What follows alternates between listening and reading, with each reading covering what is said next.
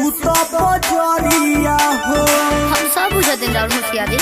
आवल हो अरे आव हो रानी से जरिया हो सटी के सूत बजरिया हो। छुए नहीं देलू जइसे लागे भइल हानि बा। छुए नहीं देलू जइसे लागे भइल हानि बा।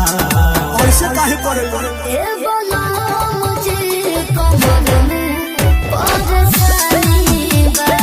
ये कैसे हो गई? ओ बेकार हुए दर्द के निशानी बा।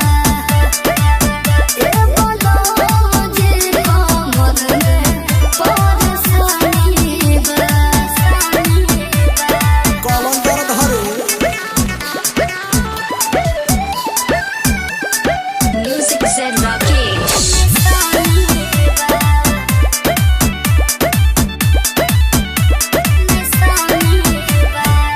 पिया जी बुझता नहीं हो कौना मुझ में बानी हो मुझता नहीं हो। तब बुझतू तो सटतू ना फरका कहे पर। पिया जी बुझता नहीं हो कौना मुझ में बानी हो मुझता नहीं हो। सुनो हट बुझ मजबूरिया हमारी धनिया काहे खातिर मिलल बाजवनिया।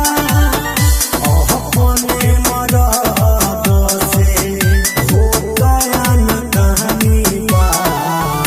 अपने मरद से हो गया न कहानी बा। ए बोलो मुझे कमर में परेशानी बा। काहे ओ बेकार हुए दर्द के निशानी बा। ए बोलो मुझे कमर में परेशानी बा। सब खेला बुझतनी करे जा। निशानी बा। निशानी बा।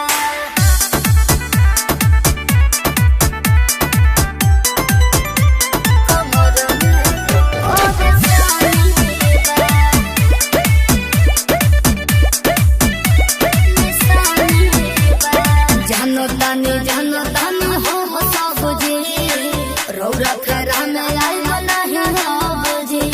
हम सब बुझते हैं राहुल मुखिया जी। पूछ नहीं तू बुझ